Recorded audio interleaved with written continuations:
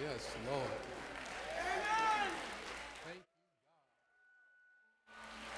Thank you, God. Thank you, God. Thank you, God. Thank you, God. Thank you, God. Thank you for being so good. Thank you for always being on time. Thank you for making a way out of no way. Thank you for a new opportunity to get it right. Thank you for forgiveness, God. Thank you for grace. Thank you for mercies undeserved. Thank you for a place like this. Thank you for a choir like that. Just thank you, thank you, thank you, thank you for a community of faith such as these believers. Thank you, God. Thank you so much for so much. Oh, good Lord. Thank you.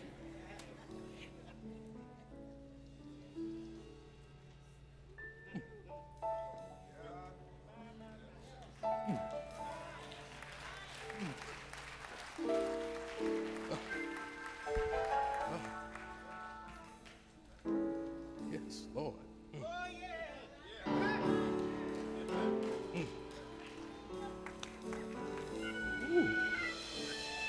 Well, they know how to put something under you.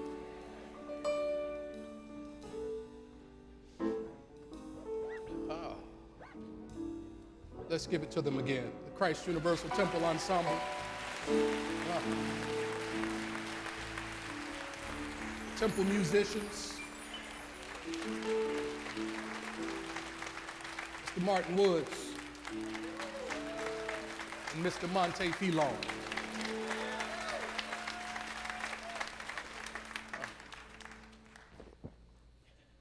So as we continue this dream series, we were told last week by attorney Gavin Jackson that the dream series really serves as a recipe by which to bring forth the emerging dream that God has placed in each of our souls. We understand that a dream is a work assignment from God. Did you hear that a couple weeks ago? And the first couple of steps said that we must desire or get in alignment with that which God has purposed for us. And then we said that step number 2 required us to make a decision that was consistent with the fulfillment of the dream as it was planted in our souls by God. On last week, the attorney said to us that step number 3 requires us to ask, but he made it very plain that this asking is not the sort of asking that you do when you're begging or when you're beseeching or even when you're unsure. He helped us to see that when we ask here, we are specifically claiming what is already ours. And then he reminded us that love helps us to magnetize and harmonize and draw to us the fulfillment of the dream that has been placed in our soul by the dream giver. But if you are like me, and you may not be, but if you're like me, perhaps you have had those moments where you have been discouraged about the fulfillment of your dream. The discouragement could have been from the internal, it could have been from the external. Sometimes when you are in the midst of attempting to bring your dream forward, it just looks like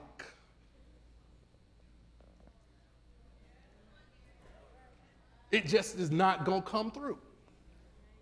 But the steps that we are going to encounter today are intended to help us solidify and concretize this notion that if the dream has been placed in your soul, it's not just for you, it's already done.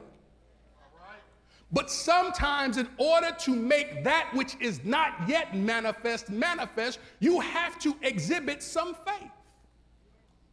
Faith is that power, according to the scripture, that helps us to understand that there is a substance of things hoped for, but an evidence of things that don't show up yet.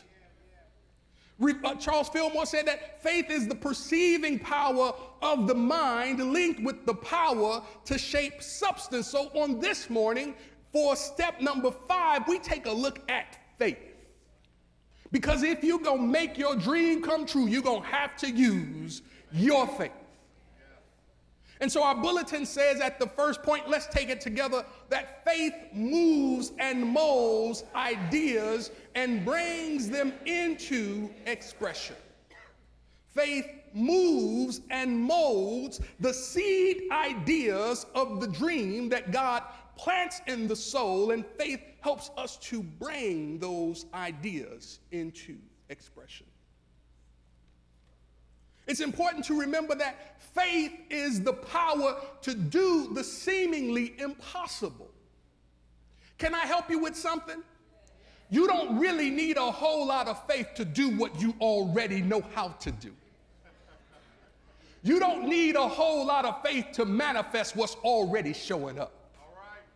You don't need to use your power of faith to work on anything that's small. I would submit to you that if you're going to bother using your faith, use it for something that's worthy of it.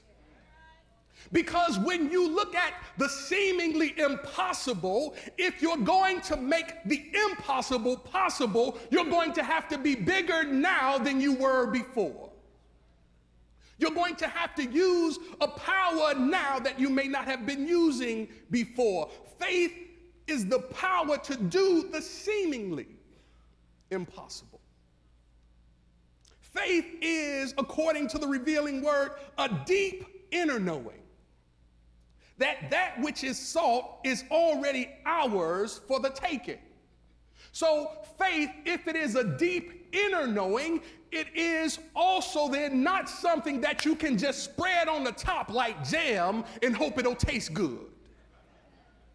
If faith is a deep inner knowing, then in order for it to get deep, you've got to get down deep in your soul to dig up the inner knowing.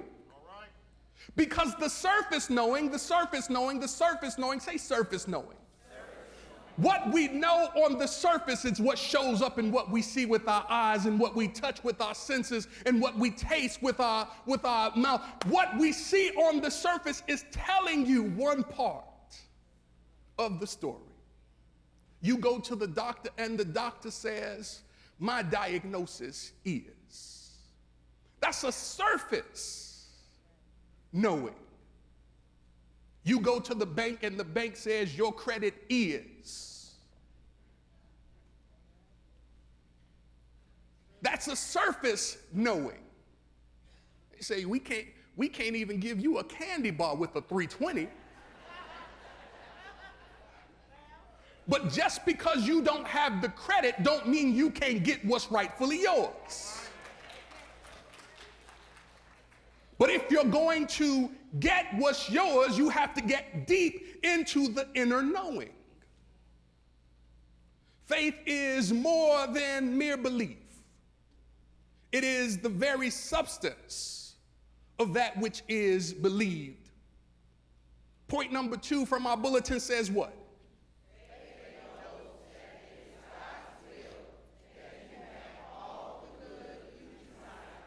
Faith knows that it is God's will that you have all the good that you desire. But I have a question. If it's God's will that I have all that I desire, then why in the world is it not showing up yet? Is God a jokester or am I missing something?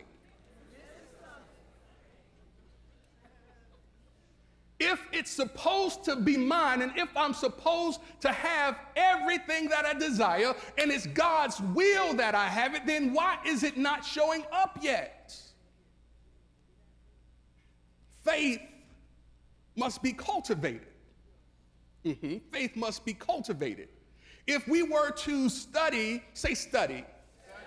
If we were to study the experiences of Peter, we would find that there is a vacillating. There is an up and down when it comes to faith. Maybe not you, maybe somebody who's sitting on the row. But faith can be wishy-washy. Faith can be certain about one thing and completely scared about something else. Faith can be on the money with this thing and off the mark with that thing. If we look at Peter, we find that sometimes Peter was right on it. Who do they say I am? They say that you are Christ, Son of the living God. Weren't you with him? No, I don't know him. Him who? Faith is not consistent if it hasn't been cultivated. There are some demonstrations that you can make just because you put your mind to it. And there's some things that you've been working on for years. You have faith, but why isn't faith bringing everything into fruition? It's because faith must be cultivated. Peter helps us see that we have to cultivate our faith. The faculty must be built up and developed. Watch this. Faith is built up. You should put this in your note. Faith is built up through a denial of all doubt and fear. You like how easy that just rolled off my lips? Faith is built up through a consistent denial of all doubt and fear. And you know what? When we leave here in about 35 minutes, we're going to doubt something. 5 minutes after that, we're going to be afraid about something. But if we're saying that faith is built up through the consistent denial of all doubt, whenever the doubt shows up, you have to put your faith to work. So then what that says to us is your faith cannot afford to relax. Whenever you experience a thought about doubt or an emotion about fear, you've got to tell Peter to get to work. You have to tell your faith faculty, don't wait until I call you up. When you see me starting to slip, get busy. Because if you are not careful with your faith, you will be having experiences and you won't know why you're having them. Because doubt and fear are there to help you exercise and cultivate your faith. Can I talk with you for a little bit? The doubt and fear that your neighbor has was cultivated by them. It was brought forth out of their subconscious mind so that they could know beyond the shadow of a doubt that they had the ability and the capacity to work powers that they forgot they had. I'm not talking about you, I'm talking about your neighbor. Your neighbor has the ability to attract to themselves experiences that force them to remember how to use the powers that they have. Faith must be cultivated. Faith is cultivated through the continuous affirmation of loyalty to the dream, to the divine idea, to the higher self. But you have to be loyal to your dream. You have to be loyal to the idea. When the appearance shows up, what do you say? What is your response? When the doubt creeps in, when the uncertainty sets in, how do you handle that? Are you loyal and on guard with faith? You don't have to answer. Faith knows that it is God's will that you have all the good you desire.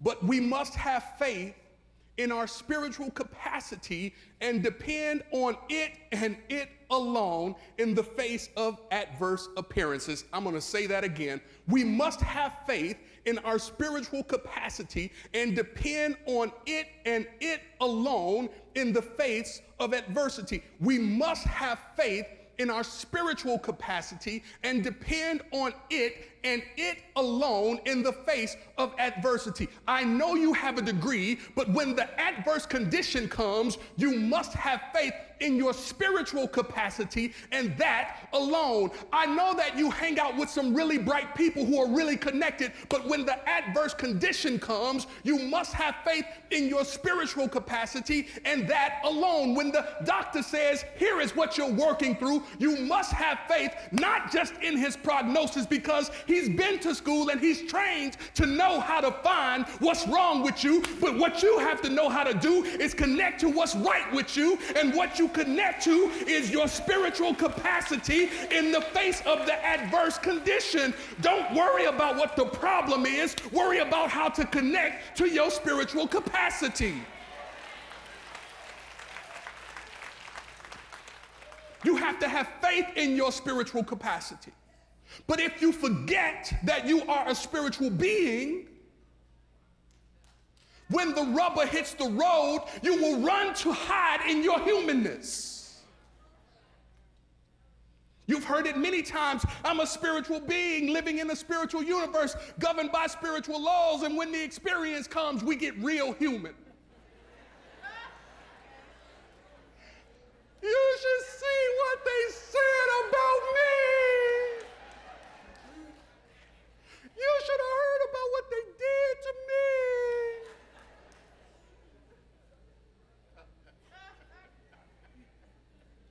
The spiritual being that you are, help me get right. The spiritual being that you are, is not limited by those things. And so when the adverse condition comes, when she or he says, I've had enough and it's time for me to go. Come on now. You've got to understand that you are a spiritual being. Yes. Living in a spiritual universe. Yes. Governed by spiritual law. And if they say it's time to go, that means it's time for you to help them pack.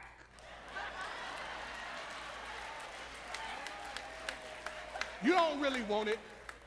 You don't really want it. You don't really want it. Because when the adverse condition shows up, it's showing up to help you get back to your spiritual capacity. All right. You are a spiritual being living in a spiritual universe governed by spiritual law, but you have to work and cultivate your faith. Point number three says, take it with me, faith is more than idle wishing and hoping. Faith is more than idle wishing and hoping. Watch this. The most important power of man. Your most important power is your ability to be an original faith thinker. Man, I hope you wrote that down. Your most important power is your ability to be an original faith thinker. But can I tell you what most of us get caught up doing? Most of us get caught up in carbon copy thinking. Most of us don't know how to get down with original faith thinking. Because somebody else said it, you repeat it. That's what a carbon copy does. It's a facsimile, not of the original. Watch this. Jesus says, my sheep hear my voice, they know my voice. So if you intend to have an original thought, not a thought that is guided and directed by what the media says, you do realize that they've got a new something happening every so often. This one is going to wipe this out. And that one's going to wipe that out. If you are not mindful, if you are not prepared to be an original faith thinker, you can be tossed to and fro by what they say. All right. If you have not found yourself to be an original thinker, I want to introduce you to somebody. And that somebody is the mind of Christ in you. What you need is not to call up the people you usually call when the hits the fan. What you need to do is find your closet and get quiet and see what thus said the Lord about you and for you in the situation that you're going through. I guarantee you, you will get a fresh revelation from God if you find yourself talking to the one presence and one power God. Because if you take a carbon copy, then you have to read it as it shows up. They say it. Watch this.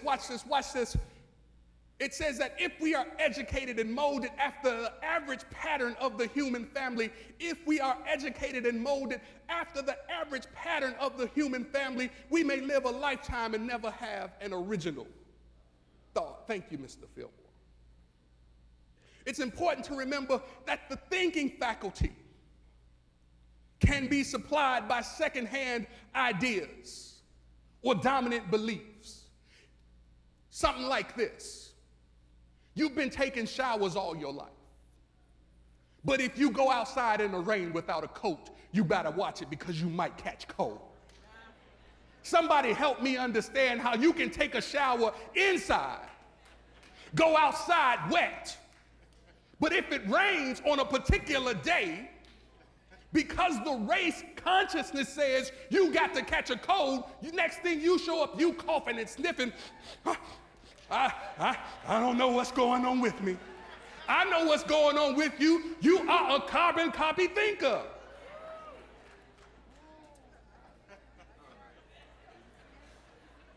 You with me? Let's go.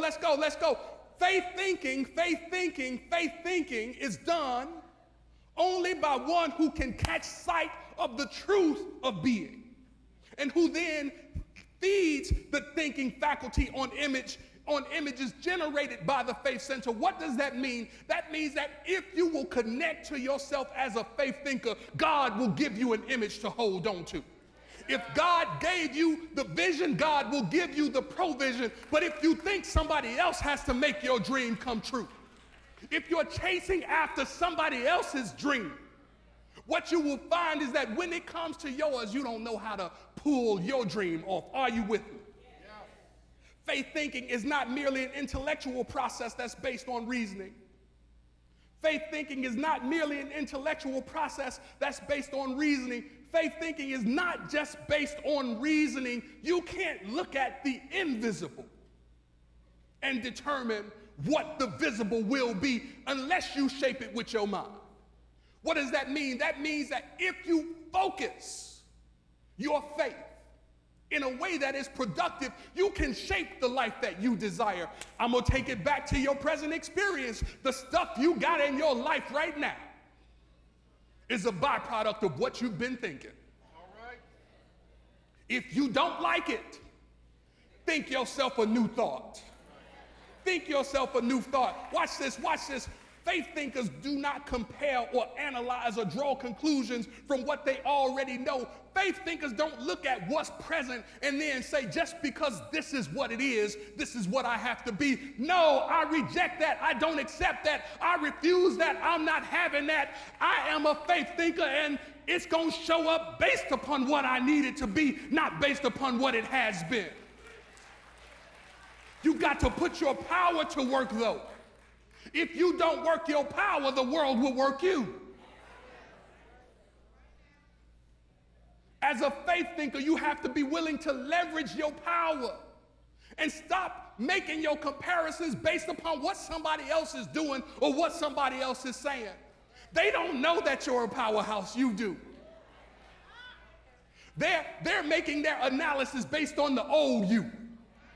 They're thinking about the you who didn't know this. They remember you from back when you were back then. But that's not you anymore. There is a new you in you.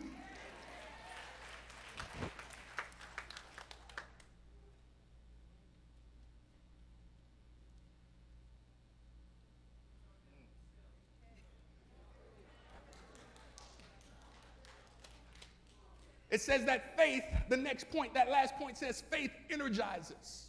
Is that right? Yeah. It says that faith energizes. It says faith is the energizer of a creative power. Faith is an energizer of creative power. When I think about faith as an energizer of creative power, I think about the man who was on the bed and he couldn't get up. Not only could he get up, he couldn't carry himself.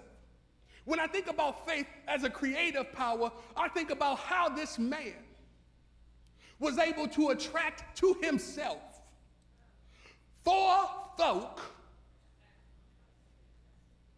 who who were going to carry him from where he was to where he was supposed to be. I like that he had enough faith to attract to himself some people who could carry him from where he was to where he was supposed to be. I like that he had the creative capacity even though he couldn't walk. He had the creative ability to attract some folk who could. Sometimes you need to draw to yourself some folk who can walk for you. And when they got to the place where the healing was happening, it was crowded. You ever got to a place where the healing was happening or the breakthrough was happening or the prosperity was happening and it was crowded and the door was closed? It was crowded with doubt. It was crowded with fear. It was crowded with this sense of low self-esteem. It was crowded with a lack of confidence. It was crowded with the past and what your mama and them were. It was crowded. But I like this dude and the people that he attracted to him, because when they couldn't get in the door, they started climbing up the walls.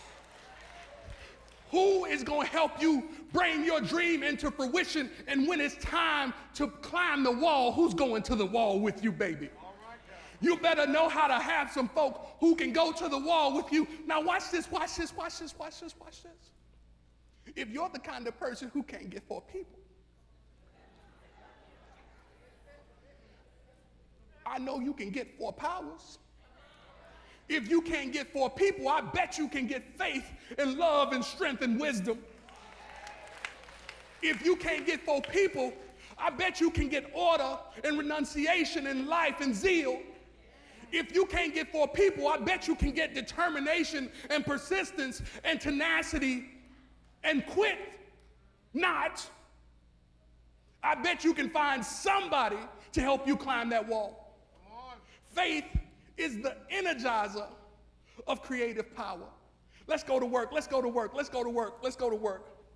Let's go to work. Let's go to work. Our bulletin says that faith without works. It says that faith without works is dead. Our first point says that work is not. Now put this in your note for me, put this in your note. Work is not solely labor. Work is not solely labor. Work is not solely labor. Work is one of the ways that we demonstrate faith in what it is we're working toward. Work is not solely labor. We see it exhibited in Martha and Mary. We see it exhibited in Martha and Mary. Luke tells the story of how Martha has invited him into her house. And when Luke sees Jesus at the table, Martha and Mary are hanging out with Jesus. And as Martha begins to clean, Mary begins to listen. As Martha begins to do her chores, Mary begins to sit at the feet of Jesus. What this helps us to see is that this work is a twofold work. There is an external work for sure. But before you move a finger on the outside, you better listen to what Christ has to say on the inside. Martha says, Jesus, I know you're going to tell Mary to come help me do all this stuff. And Jesus says, no, Martha. Mary has chosen the good portion, and the good portion will not be taken from her. It's not that you don't have to do your labor, but before you do your external labor, you better get a word from on high. All right. Thinking is not a form, or thinking is, say thinking is. Thinking is a form of work. The mind thinks in images and pictures. You remember that thinking is the formulating process of mind, is that right? You remember that thinking is the inlet and outlet of all ideas, is that right? You remember that thinking is the food, or the food of thinking is ideas, is that right? But just because you get an idea, doesn't mean the manifestation of that idea. Just because you get a dream, it doesn't mean that the manifestation of that dream will come without some work. If it is requiring an external manifestation, there must be some external work. Are you with me? Yes. Thinking is active, zealous, impulsive, but it's not always wise. Sometimes you have to think back. Let's go to the next point. Let's take it together. The way to put your dream to work is to put yourself in alignment with your dream. The way to...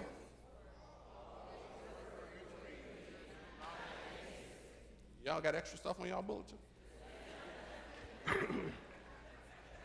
Okay, I have it on mine too. All right. So the way to put your dream to work is to put yourself in alignment with your dream. Always work for your dream and not against it. Is that right? Yes. So if you've ever had a car, and if the front end was out of alignment, what you probably found yourself doing when you were driving down the road was using some force to keep the car from pulling into a lane that wasn't yours. When you are out of alignment, it winds up pulling you in lanes and pulling you in ways and pulling you in directions that may not be consistent with the fulfillment of your dream. When you are out of alignment with your dream, you wind up talking about what people are doing about their dream.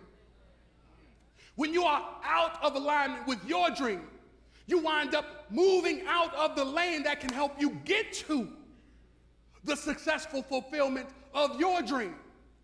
You have to make sure that everything is in alignment with the fulfillment of the dream. And we're going to talk about this, I believe, next week. But every word that you speak about your dream has to be speaking life into your dream. Don't say a single solitary word that's inconsistent with the fulfillment of your dream. It might not look like it's so, but you speak those things that are not as though they were. This last point says, God will reveal to you the work needed in your life to bring forward your dream. God will reveal to you the work needed in your life to bring forth your dream, but you must be willing to take action. When Jesus and Peter and the other disciples went to Capernaum and they entered the temple, the tax collectors confronted them and they said to Peter, doesn't your guy pay the temple tax? And Peter goes to Jesus and he says, Jesus, they're asking if we will pay the temple tax. And Jesus eventually says to Peter, here is what I need you to do. I need you to take action. Just go ahead and go fishing. You do remember that Peter at one time was a fisher. Just go ahead and go fishing. And when you go fishing, you'll find a fish. And when you get the fish, pull the coin out of the fish's mouth. You got to be willing to take action. Why? Because faith without works is dead. When there was a man in Jerusalem by the sheep gate pool, which is called Bethesda. This pool has 5 porches, and in these pools lay many people who were suffering, who were hurting, who were in need of a fix. But Jesus walks up to this one cat, and Jesus says to this one cat, will you be made well? When Jesus said to the one cat, will you be made well? He also said to him, if you decide that you will, you must pick up your bed and walk. You must take action. Why? Because faith without works is dead. When Jesus was out teaching in the field, he's with the disciples and it was getting late and the people were getting hungry. And the disciples said, Jesus, send these people away. We don't have enough to feed them. And Jesus says, no, we're going to feed them, but here is what we got to do.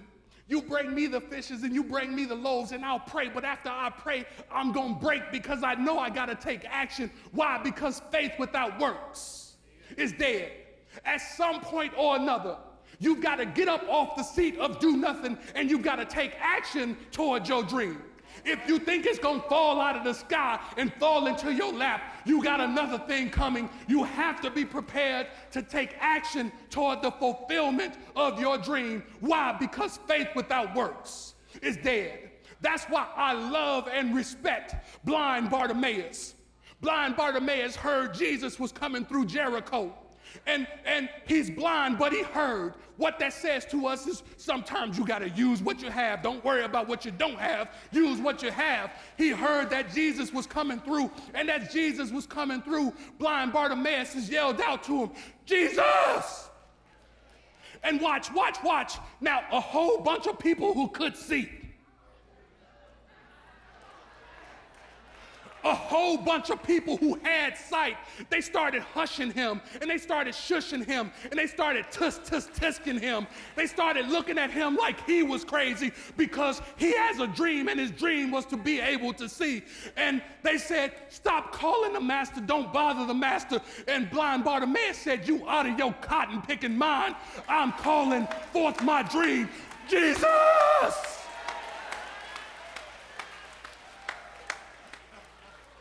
He called him again, Jesus! He called him one more time, Jesus! I don't know about these people who can see, but I can't see, and my dream is to be able to see. When it comes to your dream, you've got to be prepared to take action. And if you don't know what to do, when you hear that Jesus is passing through, I want to just encourage you to shout out from the top of your lungs, Jesus! When you don't know whether or not you can be healed and you be confused about what you deserve, I want you to take a moment, take a step back, and call out, Jesus! When you start to doubt, when you start to get afraid, when the appearances suggest that your dream can't come true, I want you to take a step back, grab hold of yourself, and get down in your belly and call out, Jesus! You've got to be prepared to take action for the fulfillment of your dream. Let's get to work.